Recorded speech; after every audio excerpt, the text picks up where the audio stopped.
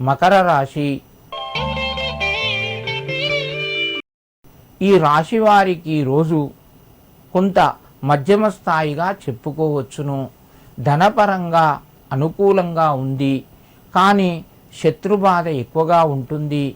కుటుంబ సభ్యుల యొక్క సహకారం కూడా కొంత తగ్గే అవకాశం ఉంది. మీరు మాట్లాడేటప్పుడు నెమ్మదిగా తొందరపడకుండా మాట్లాడండి. వ్యాపార పరంగా మీకు కొంత కలిసి వస్తుంది.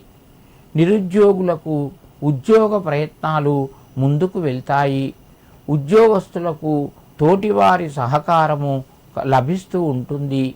మకర రాశి వారు ఈరోజు మీ యొక్క కులదేవతకు పసుపు కుంకుమ సమర్పించి మీ యొక్క పనులు ప్రారంభించండి. మీకు మరింత శుభయోగం కలుగుతూ ఉంటుంది. కుంభరాశి. ఈ రాశి వారికి రోజు అనుకూలంగా చెప్పుకోవచ్చును. ప్రయత్నాలు ఫలిస్తాయి. దూర బంధువుల్ని కలుస్తారు. ఆరోగ్యపరంగా కొంత అనుకూలంగా ఉంది. అవసరమైతే దూర ప్రయాణాలు కూడా చేయవలసి వస్తుంది.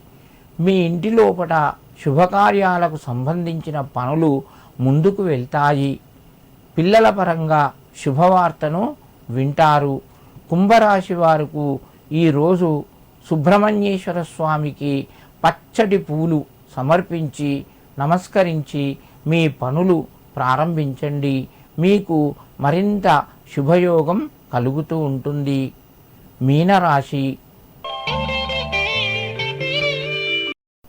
ఈ రాశి వారికి రోజు కలిసొచ్చే రోజుగానే చెప్పుకోవచ్చును.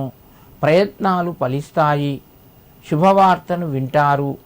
పెట్టుబడి పెట్టేందుకు వ్యాపారులకు కొత్త అవకాశాలు వస్తాయి.